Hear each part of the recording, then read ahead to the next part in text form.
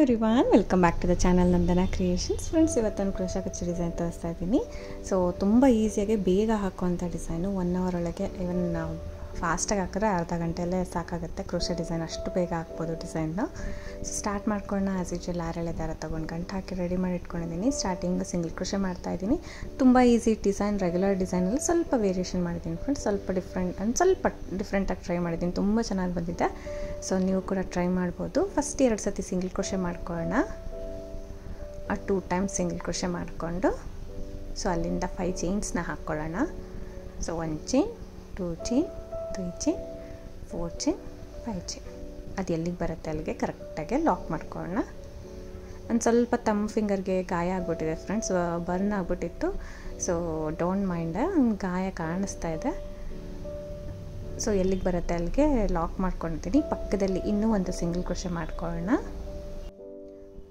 Single crochet 2 ಸತಿ ಆದಮೇಲೆ ಅಲ್ಲಿಂದ ಸೊ ನೀಡಲ್ ಮೇಲೆ 1 ಟೈಮ್ ದಾರ ಸುತ್ಕೋಬೇಕು. ನೀಡಲ್ ಮೇಲೆ 1 ಟೈಮ್ ದಾರ ಸುತ್ಕೊಂಡು ಒಂದು 1/2 ಇಂಚಷ್ಟು ಗ್ಯಾಪಲ್ಲಿ ಫ್ರೆಂಡ್ಸ್, ಒಂದು 1/2 ಇಂಚಷ್ಟು ಗ್ಯಾಪಲ್ಲಿ ನಾನು ನೀಡಲ್ನ ಹಾಕ್ತೀನಿ. ಬಟ್ಟೆಗೆ ನೀಡಲ್ನ ಹಾಕಿ ದಾರನ ತೊಗೊಂಡು ಬಂದು ಫಸ್ಟ್ 3 ದಾರ ಇರುತ್ತೆ ನೀಡಲ್ ಮೇಲೆ. ಫಸ್ಟ್ 2 ದಾರ 1 ಮಾಡ್ಕೊಳ್ಳೋಣ. ನೆಕ್ಸ್ಟ್ ಮಿಕ್ಕಿದ 2 ದಾರನ 1 ಮಾಡ್ಕೊಳ್ಳೋಣ.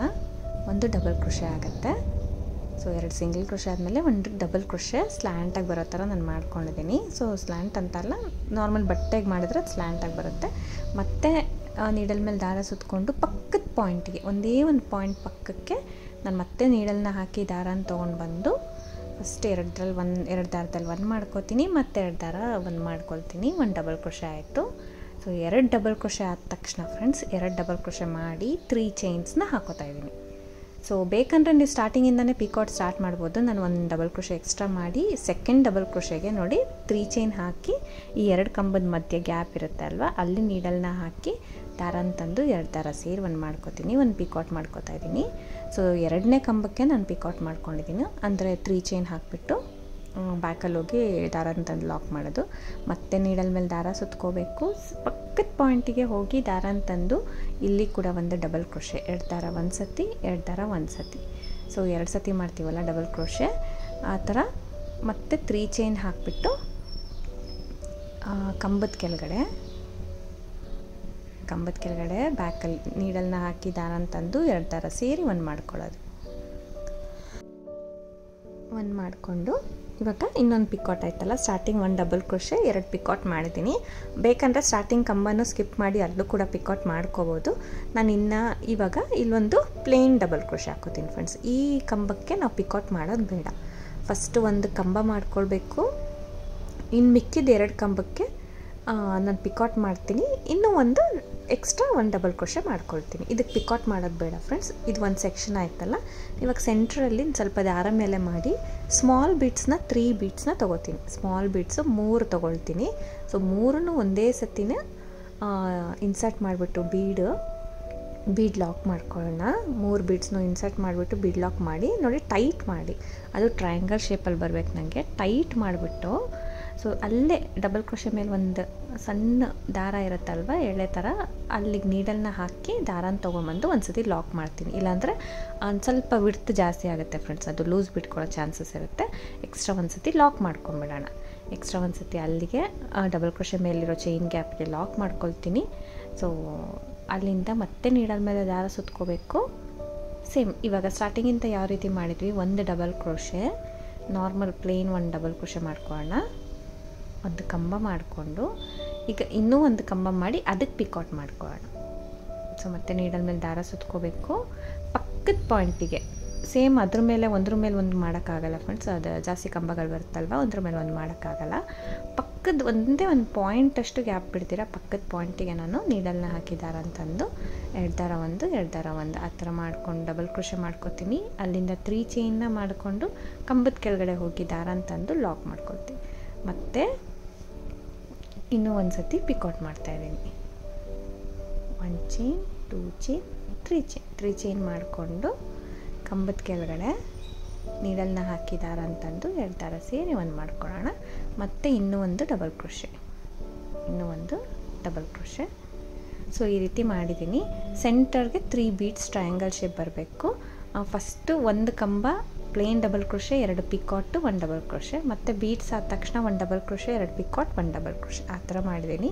ಸ್ಟಾರ್ಟಿಂಗ್ ಎಷ್ಟು ಗ್ಯಾಪಲ್ಲಿ ನಾವು ಲಾಕ್ ಮಾಡಿದ್ದೀವೋ ಅಷ್ಟು ಗ್ಯಾಪಲ್ಲಿ ಇಲ್ಲಿ ಕೂಡ ಲಾಕ್ ಮಾಡ್ಕೊಳ್ಳೋಣ. ಅಂದರೆ ಎಲ್ಲಿಗೆ ಬರುತ್ತೆ ಅಲ್ಲಿಗೆ ಒಂದು ಪಾಯಿಂಟ್ ಒಳಗಡೆ ಲಾಕ್ ಮಾಡ್ಕೊತೀನಿ. ಸೊ ಪಕ್ಕದಲ್ಲಿ ಇನ್ನೂ ಒಂದು ಸಿಂಗಲ್ ಕ್ರೋಶೆ ಮಾಡ್ತೀನಿ ಎಕ್ಸ್ಟ್ರಾ. ಯಾಕಂದರೆ 5 ಚೈನ್ ಆದಮೇಲೆ ನಾವು 2 ಸತಿ ಸಿಂಗಲ್ ಕ್ರೋಶೆ ಮಾಡಿ ಸ್ಟಾರ್ಟ್ ಮಾಡಿದ್ವಿ. ಸೊ 2 ಸತಿ ಸಿಂಗಲ್ ಕ್ರೋಶೆ ಮಾಡಿ ಎಂಡ್ ಮಾಡಬೇಕು ಒಂದು ಆರ್ಚ್ನ. ಅಲ್ಲಿಂದ 5 ಚೈನ್ಸ್ ಮಾಡ್ಕೊಳ್ಳೋಣ ಕುಚ್ಚು ಕಟ್ಟೋಕ್ಕೆ ಪ್ಲೇಸ್.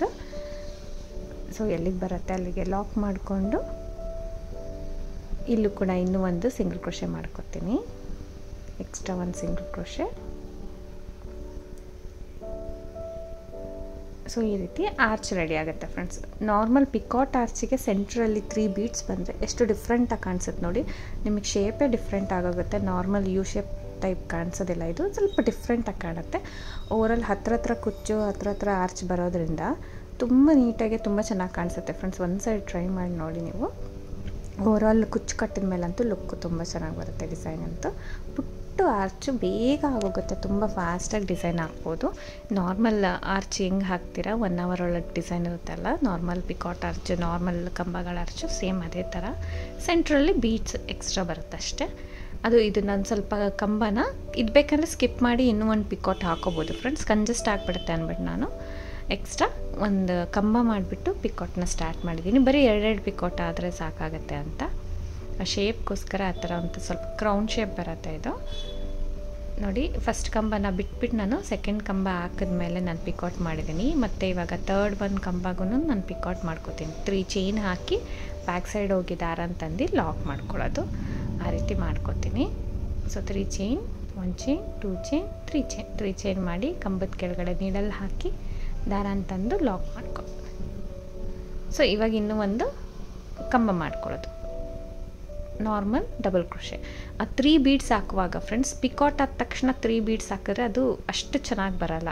ಯಾಕಂದರೆ ಈ ಸೈಡ್ ಸ್ವಲ್ಪ ಕಂಬಕ್ಕೆ 3 ಚೈನ್ ಬಂದಿರುತ್ತೆ, ಆ ಸೈಡು ಲೆಫ್ಟ್ ಸೈಡು ಬಂದಿರಲ್ಲ, ನಾರ್ಮಲ್ ಡಬಲ್ ಕ್ರೋಶೆ ಬಂದಿರುತ್ತಲ್ಲ, ಬ್ಯಾಲೆನ್ಸ್ ಆಗಲ್ಲ. ಅದಕ್ಕೆ ಎಕ್ಸ್ಟ್ರಾ ಒಂದು ಕಂಬ ಹಾಕಿಸಿ ನಾನು 3 ಬೀಡ್ ಹಾಕಿ ಮತ್ತೆ ಒಂದು ಕಂಬ ಹಾಕಿ ಪಿಕಾಟ್ಸ್ನ ಸ್ಟಾರ್ಟ್ ಮಾಡಿದ್ದೀನಿ. ನೀವು ಸ್ಟಾರ್ಟಿಂಗು ಮತ್ತು ಎಂಡಿಂಗ್ ಬೇಕಂದರೆ ಡಬಲ್ ಕ್ರೋಶೆ ಹಾಕ್ಬೋದು ಫ್ರೆಂಡ್ಸ್, ಇಲ್ಲಾಂದರೆ ಪಿಕಾಟ್ಸ್ ಸ್ಟಾರ್ಟ್ ಮಾಡ್ಕೋಬೋದು. ಸೊ ಇವಾಗ ಒಂದು ಕಂಬ ಪ್ಲೇನ್ ಕಂಬ ಆದ ತಕ್ಷಣ 3 ಬೀಡ್ಸ್ನ ಇನ್ಸರ್ಟ್ ಮಾಡಿ ಬೀಡ್ ಲಾಕ್ ಮಾಡ್ಕೊಳ್ಳೋಣ.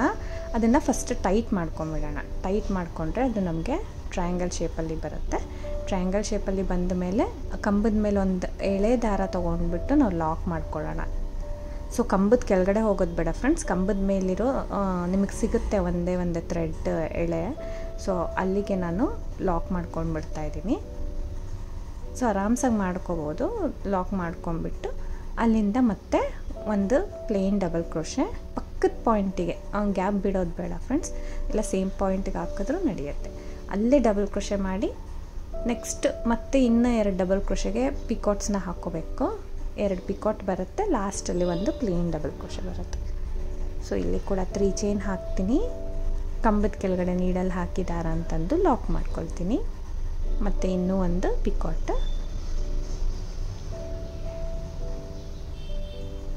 ಇನ್ನೂ ಒಂದು ಪಿಕಾಟ್ ಮಾಡಿಕೊಂಡು ಮತ್ತು ಲಾಸ್ಟಲ್ಲಿ ಒಂದು ಕಂಬ ಪ್ಲೇನ್ ಡಬಲ್ ಕ್ರೋಶೆ ಮಾಡಿಕೊಂಡು ಆರ್ಚನ್ನ ಎಂಡ್ ಮಾಡ್ಕೊಳ್ಳೋದು.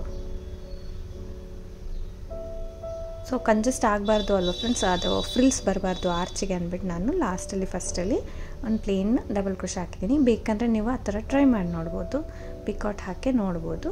ಸೊ ಅದು ಯು ಶೇಪಲ್ಲಿ ಸೆಂಟ್ರಲ್ ಬೀಡ್ ಬರೋ ಥರ ಆಗುತ್ತೆ, ಇದು ಕ್ರೌನ್ ಶೇಪ್ ಥರ ಬರುತ್ತೆ, ಒಂದು ಸ್ವಲ್ಪ ಡಿಫ್ರೆಂಟ್ ಶೇಪ್ ಕೊಡುತ್ತೆ ಇದು. ಸೊ ಎಲ್ಲಿಗೆ ಬರುತ್ತೆ ಅಲ್ಲಿಗೆ ಲಾಕ್ ಮಾಡ್ತೀನಿ. ಮತ್ತು ಇನ್ನೂ ಒಂದು ಸಿಂಗಲ್ ಕ್ರೋಶೆ ಮಾಡಿ 5 ಚೈನ್ ಹಾಕಿ ಮತ್ತೆ 2 ಸತಿ ಸಿಂಗಲ್ ಕ್ರೋಶೆ ಮಾಡಿ ಆರ್ಚ್ ಸ್ಟಾರ್ಟ್ ಮಾಡ್ತೀನಿ. ಇಷ್ಟ ಡಿಸೈನ್ ಫ್ರೆಂಡ್ಸ್, ತುಂಬ ಈಸಿ ಇದೆ. ಅದಕ್ಕೆ ಅರ್ಧ ಗಂಟೆ ಅಷ್ಟರಲ್ಲಿ ಆಗೋಗ್ಬಿಡುತ್ತೆ. ಅಂದರೆ ಸ್ಪೀಡಾಗಿ ಹಾಕಿದ್ರೆ ನಿಮ್ಗೆ 1/2 hour 40 minutes ಒಳಗಡೆ ಮಾಡಿಬಿಡ್ಬೋದು. ಸ್ವಲ್ಪ ನಿಧಾನಕ್ಕೆ ಟೈಮ್, ಬಿಗಿನರ್ಸ್ ಅಂದರೆ ಟೈಮ್ ತೊಗೊಂಡು ಹಾಕಬೇಕಂದ್ರೆ ಸ್ವಲ್ಪ ಟೈಮ್ ಹಿಡಿಯುತ್ತೆ ಅಷ್ಟೇ. ಸೊ ಡಿಸೈನ್ ಅಂತೂ ತುಂಬ ಈಸಿ ಇದೆ, ಒಂಥರ ಡಿಫ್ರೆಂಟ್ ಲುಕ್ ಬರುತ್ತೆ. ನಾರ್ಮಲಾಗಿ ಯು ಶೇಪಲ್ಲಿ ಹಾಕ್ತಾ ಇರ್ತೀವಲ್ಲ, ಸ್ವಲ್ಪ ಡಿಫ್ರೆಂಟಾಗಿ ಲುಕ್ ಬರುತ್ತೆ. ಅಂದರೆ ಓವರಾಲ್ ಹಾಕಿ ಕುಚ್ಚು ಮಾಡಿದ್ಮೇಲೆ ತುಂಬ ಲುಕ್ ಅನಿಸುತ್ತೆ ಫ್ರೆಂಡ್ಸ್. ಇದು ಹಾಕ್ತಾ ನಿಮಗೆ ಗೊತ್ತಾಗಲ್ಲ, ಕುಚ್ಚು ಕಟ್ಟಿದ್ಮೇಲೆ ನೀವು ಫೈನಲ್ ಲುಕ್ ನೋಡಬೇಕು, ತುಂಬ ಚೆನ್ನಾಗಿ ಬರುತ್ತೆ. ವಿಡಿಯೋಗಿಂತ ಡೈರೆಕ್ಟಾಗಂತೂ ಇನ್ನೂ ಚೆನ್ನಾಗಿ ಕಾಣಿಸುತ್ತೆ. ಸೊ ಇಷ್ಟೇ ಡಿಸೈನು ಸಿಂಪಲ್ ಸ್ಯಾರೀಸ್ಗೆ, ಮೈಸೂರು ಸಿಲ್ಕ್ ಸ್ಯಾರಿಗೆ, ಕಾಟನ್ ಸಿಲ್ಕಿಗೆಲ್ಲ ತುಂಬ ಮ್ಯಾಚ್ ಆಗುತ್ತೆ. ಸೊ ಸಿಂಪಲಾಗಿ ಡಿಸೈನ್ ಬೇಗ ಹಾಕ್ಬೋದಂದರೆ ಇದನ್ನು ಚೂಸ್ ಮಾಡ್ಕೋಬೋದು. ನಿಮಗೆ ಪಿಕಾಟ್ಸು ಜಾಸ್ತಿ ಇಡ್ಸಲ್ಲ, ಕಂಬಗಳಷ್ಟೇ. ಜಸ್ಟ್ ಒಂದು 3 ಬೀಡ್ಸ್ನ ಸೆಂಟ್ರಲ್ಲಿ ಸಿಂಗಲ್ ಬೀಡ್ ಆ್ಯಡ್ ಮಾಡ್ತಿದ್ವಿ ಅದ್ರ ಬದಲು 3 ಬೀಡ್ಸ್ನ ಆ್ಯಡ್ ಮಾಡಿಕೊಂಡ್ರೆ ಸ್ವಲ್ಪ ಡಿಫ್ರೆಂಟ್ ಲುಕ್ ಕೊಡುತ್ತೆ. ಸೊ ಇದ್ರ ಬದಲು ಕ್ರಿಸ್ಟಲ್ಸು, ಪರ್ಲ್ಸು ಆ ಥರ ಕೂಡ ನೀವು ಬೀಡ್ಸ್ನ ಚೇಂಜ್ ಮಾಡ್ಬೋದು. ನೋಡಿ ಫ್ರೆಂಡ್ಸ್, ಎಷ್ಟು ನೀಟಾಗಿ ಚೆನ್ನಾಗಿ ಬರುತ್ತೆ. ಡೈರೆಕ್ಟ್ ಸ್ಯಾರಿಗೆ ಹಾಕೋದಲ್ವ, ಸೊ ಇನ್ನೊಂದು ಸ್ಟೆಪ್ಪು ಕೂಡ ಬೇಕಾಗಲ್ಲ, ಸಿಂಗಲ್ ಸ್ಟೆಪ್ಪು. ತುಂಬ ಈಸಿ ಡಿಸೈನ್ ಫ್ರೆಂಡ್ಸ್. ಇದಕ್ಕೆ ಕುಚ್ಚು ಸ್ವಲ್ಪ ತಿಕ್ಕಾಗಿ ಕಟ್ಕೊಳ್ಳಿ, ಅಂದರೆ ಸ್ವಲ್ಪ ದಾರ ಎಳೆಗಳು 150 ದಾರ ಎಳೆ ತೊಗೊಂಡಿದ್ದೀನಿ ನಾನು. 150, 150 ಸ್ಟ್ಯಾಂಡ್ಸ್ ಆಫ್ ಸಿಲ್ಕ್ ಥ್ರೆಡ್ ತೊಗೊಂಡಿರೋದು. ಸ್ವಲ್ಪ ತಿಕ್ಕಾಗೆ ಶಾರ್ಟಾಗಿ ಕಟ್ಟಿ, ಬೇಬಿ ಕುಚ್ಚು ತುಂಬ ಲುಕ್ಕಾಗಿ ಕಾಣಿಸುತ್ತೆ. ಡಿಸೈನ್ ಅಂತೂ ಡೈರೆಕ್ಟಾಗಿ ಇನ್ನೂ ಚೆನ್ನಾಗಿದೆ. ನೀವು ಖಂಡಿತ ಹಾಕಿ ನೋಡಿ, ನಿಮ್ಗೆ ಇಷ್ಟ ಆಗುತ್ತೆ. ಸೊ ಆ 3 ಬೀಡ್ಸ್ಗೆ, ಪಿಕಾಟ್ಸ್ಗೆ ಮತ್ತು ಈ ಬೇಬಿ ಕುಚ್ಚಿಗೆ ಓವರಾಲ್ ಲುಕ್ಕು ತುಂಬ ಚೆನ್ನಾಗಿ ಬರುತ್ತೆ. ಇದಕ್ಕೆ ಪ್ರೈಸ್ ಬಂದು ಫ್ರೆಂಡ್ಸ್ 300 ಅರೌಂಡ್ ಚಾರ್ಜ್ ಮಾಡ್ಬೋದು. ಕಡಿಮೆ ಜಾಸ್ತಿ ಪ್ಲೇಸಸ್ ಡಿಪೆಂಡ್ ಆಗುತ್ತೆ. ನಿಮಗೆ ಕುಚ್ಚು ತುಂಬ ಹೊತ್ತು ಬರೋದ್ರಿಂದ 350ವರೆಗೂ ನೀವು ತೊಗೊಂಡೋಗ್ಬೋದು. ನೋಡಿಕೊಂಡು ಚಾರ್ಜ್ ಮಾಡ್ಬೋದು ಫ್ರೆಂಡ್ಸ್. ಡಿಸೈನ್ ಟ್ರೈ ಮಾಡಿ, ತುಂಬ ಈಸಿ ಇದೆ, ನಿಮ್ಗೆ ಇಷ್ಟ ಆಗುತ್ತೆ ಅಂದ್ಕೊಂಡಿದ್ದೀನಿ. ಇಷ್ಟ ಆದರೆ ಒಂದು ಲೈಕ್ ಕೊಡೋಣ ಮರಿಬೇಡಿ. ಹೊಸಬ್ರು ನೋಡಿದ್ರೆ ಪ್ಲೀಸ್ ಸಬ್ಸ್ಕ್ರೈಬ್ ಮಾಡಿ ಫ್ರೆಂಡ್ಸ್. ಸೊ ಟ್ರೈ ಮಾಡಿ, 3 ಬೀಡ್ಸು ತುಂಬ ಚೆನ್ನಾಗಿ ಕಾಣಿಸುತ್ತೆ. ಅಂದರೆ ನಮ್ಮ ವಿಡಿಯೋಗಿಂತ ಡೈರೆಕ್ಟಾಗಿ ತುಂಬ ಲುಕ್ ಇಷ್ಟ ಆಯಿತು, ಅದಕ್ಕೋಸ್ಕರ. Thank you for watching friends. Thank you.